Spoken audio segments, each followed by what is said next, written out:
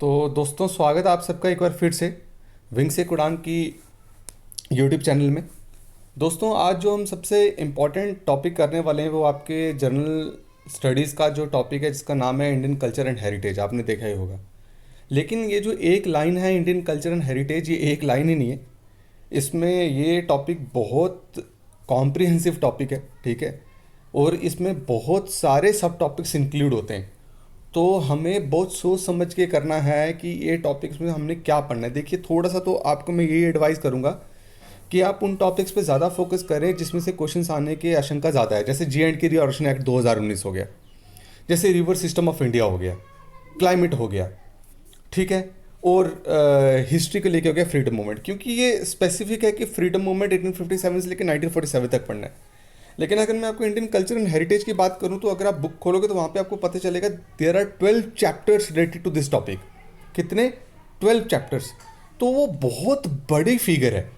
इसको सिर्फ एक दो क्वेश्चंस के लिए इतने चैप्टर्स को पढ़ना इम्पॉसिबल है। और कल्चर और हेरिटेज में इतना कुछ होता है याद रखने के लिए, वो आपको परेशान करेगा। इसलिए मैंने वो चीज़ें कोशिश की है, जितना मुझे थोड़ा बहुत पता है उसको देखते हुए मैंने कोशिश की है कि मैं वही चीज़ आपको करवाऊँ जो आपके एग्ज़ाम पर्सपेक्टिव से इंपॉर्टेंट हो सकती है। तो अगर इंडियन हेरिटेज और कल्चर की बात चली रही है तो आज मैं वो टॉपिक लेके आया हूँ जो साइट्स इंडिया में हैं जिनको यूनेस्को के वर्ल्ड हेरिटेज साइट्स में इंक्लूड किया गया है। मैं उन साइट्स को आज ब्रीफली एक्सप्लेन करूँगा। तो मुझे उम्मीद है कि इसमें से कोई ना क्वेश्चन तो आपको ज़रूर पूछा जाएगा, ठीक है। तो व्हाट इज़ यूनेस्को? सबसे पहले हम यूनेस्को के बारे में थोड़ा सा देख लेते हैं। और यूनेस्को की ये वर्ल्ड हेरिटेज साइट का मतलब क्या है और ये एनलिस्ट क्यों करता है, ये डेजिग्नेशन क्यों देता है किसी भी साइट को वर्ल्ड हेरिटेज साइट की। अब दोस्तों, यूनेस्को की पहले डेफिनेशन लिख लो। यूनेस्को की पूरी फुल फॉर्म क्या है? देखो, सबसे पहले यूनेस्को एक स्पेशलाइज्ड एजेंसी है यूनाइटेड नेशंस की। क्या याद रखेंगे आप? यूनेस्को क्या है? एक स्पेशलाइज्ड एजेंसी है यूनाइटेड नेशंस की, जिसकी फाउंडेशन कब हुई थी? जो फाउंड हुआ था 16 नवंबर 1945 को। कब इसकी फॉर्मेशन हुई थी? 16 नवंबर 1945 को। और इसका जो हेडक्वार्टर्स है वो हेडक्वार्टर्स कहाँ पे? पेरिस। कहाँ पे दोस्तों? Paris, France. ठीक है, कहाँ पे दोस्तों? पेरिस, फ्रांस में इसका हेडक्वार्टर्स है।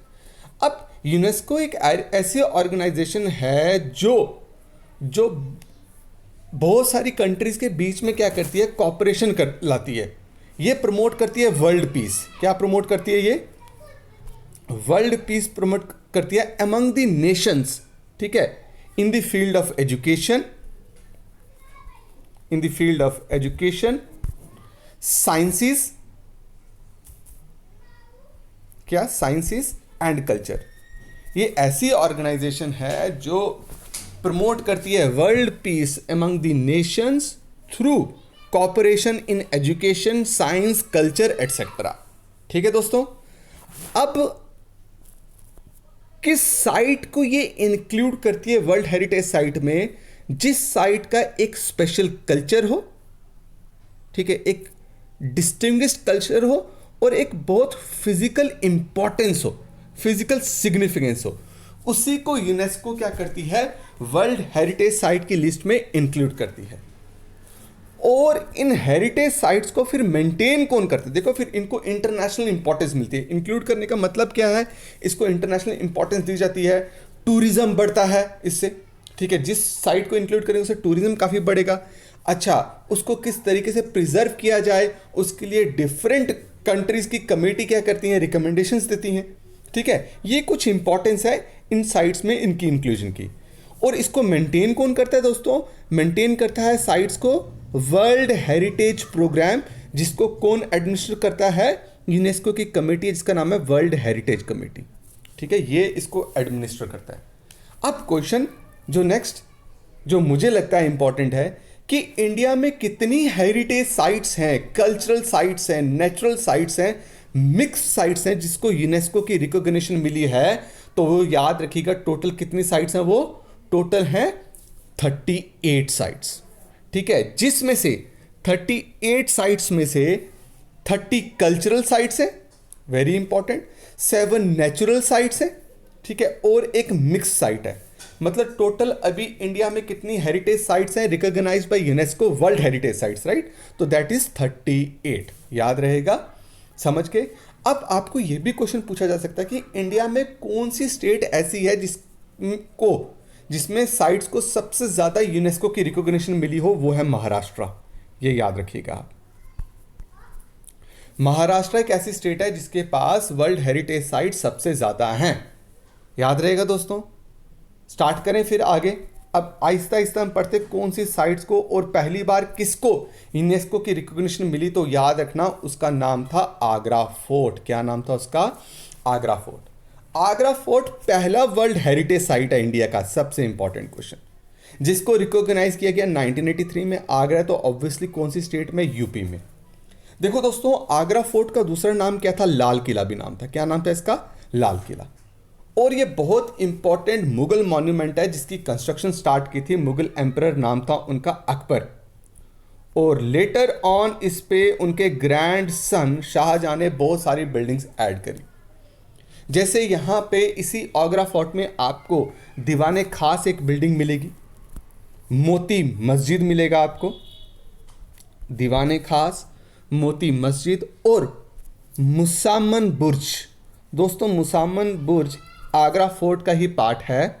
मुसामन MMAN, यहां लिखे नहीं जाते इतने अच्छे से, लेकिन आपको मैं स्पेलिंग रिपीट कर रहा हूं, MUSAMMAN, मुसामन बुर्ज। बच्चा मुसामन बुर्ज कहां था? जहां पे शाहजहां की डेथ हुई थी 1666 में।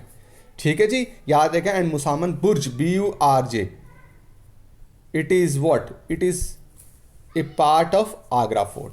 आगरा फोर्ट को लाल किला भी बोला जाता था। याद रहेगा, समझ के। इसको रेड फोर्ट के साथ कंफ्यूज मत करिएगा। चलते हैं नेक्स्ट। और सबसे पहली साइट रिकॉग्नाइज करने वाली आगरा फोर्ट है। याद रहेगा, इसकी मैं आपको यही हैंड रिटन PDF में आपको प्रोवाइड कर दूंगा डिस्क्रिप्शन बॉक्स में, टेंशन नहीं लीजिएगा। सेकंड आ गया दोस्तों अजंता केव्स। ठीक है, अजंता केव्स कहाँ पे है? महाराष्ट्र में। अजंता केव क्या है? ये सीरीज है रॉक कट केव्स की। बेसिकली क्या क्या पहाड़ को कट करके केव्स बनाई है। और कौन से माउंटेन में बनाई है? सह्याद्री माउंटेन्स में। सह्याद्री माउंटेन किसका नाम है दोस्तों? वेस्टर्न घाट्स का। याद रखिएगा। कहां पे है? महाराष्ट्र में। रॉक को कट करके केव्स बनाई है। उन सारी सीरीज ऑफ केव्स को क्या बोलते हैं हम? अजंता केव्स बोलते हैं। टोटल कितनी केव्स हैं दोस्तों? टोटल है 29 केव्स। कितनी केव्स? 29 केव्स, जिसमें से 25 केव्स क्या है? रेजिडेंशियल केव्स हैं, मतलब रहते थे वहां पे, जिसको हम क्या बोलते थे उस वक्त? क्या बोलते थे? विहार। बच्चा ये जो केव्स हैं यहाँ, these caves are dedicated to basically Buddhist. ठीक है। और 4 केव्स जो हैं वो क्या यूज करते थे हम? चैत्य या प्रेयर हॉल्स। ये टर्म्स है जो यूज की जाती थी बुद्धिज्म में। अगर आप थोड़ा सा बुद्धिस्ट रिलीजन के बारे में पढ़ोगे तो आपको पता चलेगा। इन्हीं केव्स में जो आपको पेंटिंग्स हैं, इन्हीं केव्स में जो आपको पेंटिंग्स हैं वो किस पेंटिंग में बेस्ड है? उसका नाम है फ्रेस्को पेंटिंग्स। किसका क्या नाम है उसका? Fresco paintings. और ये पेंटिंग्स जनरली किसके बारे में, किसकी लाइफ के बारे में बताते हैं? बुद्धा की लाइफ के बारे में और जब तक उनकी स्टोरीज के बारे में। ठीक है, मतलब ये caves are dedicated to Buddhism religion. ठीक है। और याद रखिएगा ये किसकी सपोर्ट, कौन से किंग थे जिनके पैट्रोनेज के अंदर इस केव्स को क्या कहते हैं इंस्क्राइब किया गया था बाय बुद्धिस्ट मॉन्क? वो थे वकातक किंग, जिनका नाम था हरिसेन। क्या नाम था उनका? हरिसेन। याद रहेगा, कोई टेंशन तो नहीं। अजंता केव समझ आ गया। इसको भी रिकॉग्निशन कब मिली थी? 1983 में। It was included in UNESCO World heritage site. ठीक है दोस्तों, अब हम चलते हैं नेक्स्ट। आ गया जी क्या? एलोरा केव्स। दोस्तों एलोरा केव्स कहाँ पे है? महाराष्ट्र में। ये भी रॉक कट केव्स है, जिसमें टोटल कितनी केव्स आती हैं? 34, जिसमें से 17 केव्स ब्राह्मणिकल केव्स हैं, 12 केव्स बुद्धिस्ट केव्स हैं और 5 केव्स किसकी हैं? जैन केव्स हैं। ठीक है। ये अजंता केव्स के कंपैरिजन क्या है? नहीं है, अजंता केव्स इससे पुरानी है। ठीक है दोस्तों, याद रहेगा। ये कहां पे है? महाराष्ट्र में। अब इसको भी रिकॉग्निशन कब मिली थी? इसको भी रिकॉग्निशन मिली थी दोस्तों 1983 में। याद रहेगा। एलोरा केव्स को भी रिकॉग्निशन कब मिली थी? वर्ल्ड हेरिटेज साइट्स में यूनेस्को ने कब रिकॉग्निशन दी थी? 1983 में दी थी। ठीक है दोस्तों, चले हम आगे। अब ताजमहल, वेरी इंपॉर्टेंट। ताजमहल कहाँ पे, उत्तर प्रदेश में है, ठीक है। अब ये सबको तो पता ही है, मुगल एम्परर शाहजहां ने बनाई थी अपनी वाइफ के लिए, जिनका नाम था मुमताज़ महल। ये यमुना नदी के किनारे पे ये ताजमहल को बिल्ड किया गया था, ठीक है। और इसके जो चीफ आर्किटेक्ट थे वो थे उस्ताद अहमद लाहौरी, याद रखिएगा, उस्ताद अहमद लाहौरी क्या थे, इसके चीफ आर्किटेक्ट थे ताजमहल के, जिसको रिकॉग्निशन मिलती इन द ईयर 1983, ठीक है। अभी तक हमने क्या क्या पढ़ लिया, अभी तक हमने पढ़ लिया आगरा फोर्ट के बारे में, अजंता केव्स के बारे में, और एलोरा केव्स के बारे में, और ताजमहल के बारे में। अब आते हैं हम sun temple Konark. Sun temple Konark basically है कहाँ पे, उड़ीसा में है, ठीक है, जो पूरी सिटी में पड़ता है। ये किसने बनाया था, याद रखिएगा आप, ये थे नरसिम्हा देव फर्स्ट, 13th सेंचुरी में इन्होंने बनाया था।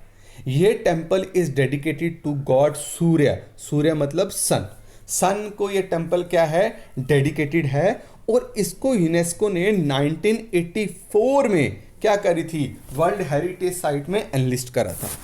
अब अगर आप देखोगे इस टेम्पल में 2 रोज हैं, ठीक है, जो 12 व्हील्स के साथ मिलके बने हुए हैं, जो सन टेम्पल कोणार्क के बिल्कुल साइड में रोज बनी है किसकी, 12 चक्कियों की, ठीक है। और 7 हॉर्सेस हैं, ठीक है, जो क्या सिंबलाइज करते हैं, किसके बारे में बताते हैं, 7 दिन, एक हफ्ते में 7 दिन के बारे में ये 7 हॉर्सेस क्या करते हैं, सिंबलाइज करते हैं।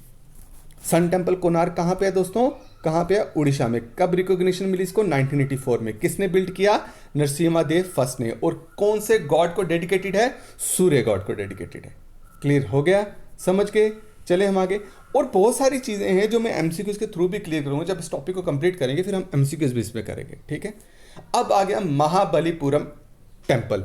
ये बेसिकली ग्रुप ऑफ मॉन्यूमेंट्स है, ठीक है, एक टेम्पल नहीं है, बहुत सारे टेम्पल्स हैं तमिलनाडु में, जो अपने किसके लिए जाना जाता है, रथ्स के लिए, मंडप्स के लिए, और ओपन एयर रिलीफ्स के लिए जाना जाता है, ठीक है।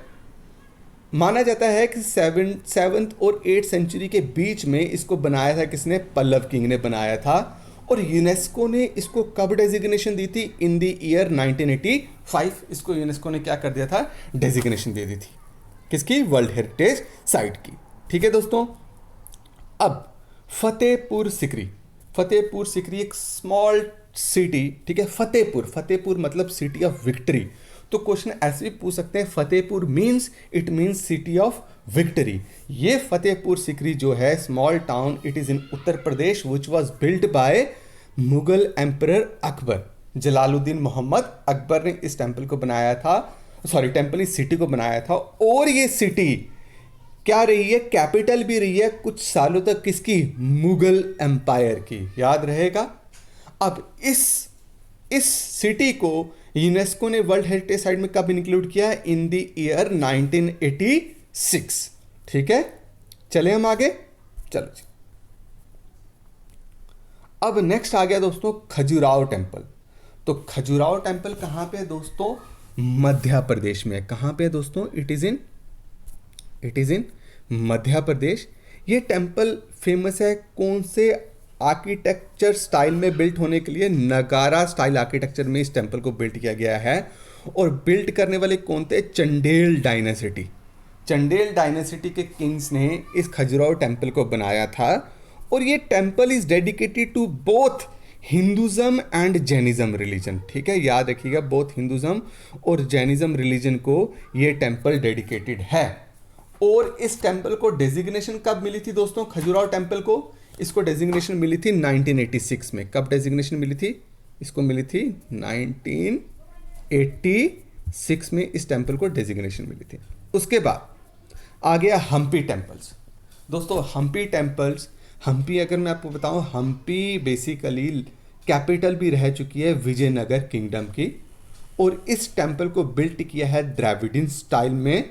विजयनगर क्या कहते हैं, किंगडम के जो किंग थे उन्होंने इसको बिल्ट किया था। और ये टेम्पल कहाँ पे है, ये टेम्पल है मध्य प्रदेश में, ठीक है, याद रहेगा, समझ गए।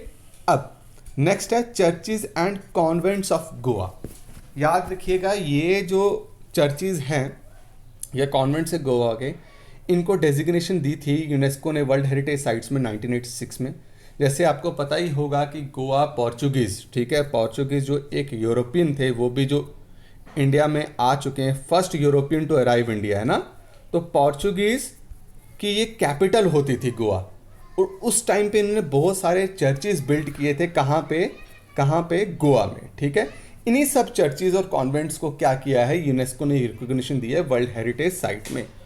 और इन्हीं चर्चेज में एक बहुत सीक्रेट टॉम भी है, किसका, सेंट फ्रांसिस जेवियर का। सेंट फ्रांसिस जेवियर का मुझे कमेंट सेक्शन में ज़रूर बताइएगा कि सेंट फ्रांसिस जेवियर कौन थे, ठीक है, जिन्होंने स्टोरीज बताई थी, ठीक है, किसकी, एशियाज की। ये इस टॉम पे आपको देखने को मिलेगा, ठीक है।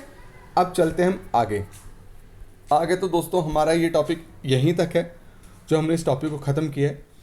अभी ये टॉपिक में वर्ल्ड हेरिटेज साइट्स में मैं आपको अभी दो और इसके रहेंगे, पार्ट्स रहेंगे जो मैं लेके आऊँगा। तब तक आप इसको देखते रहिए।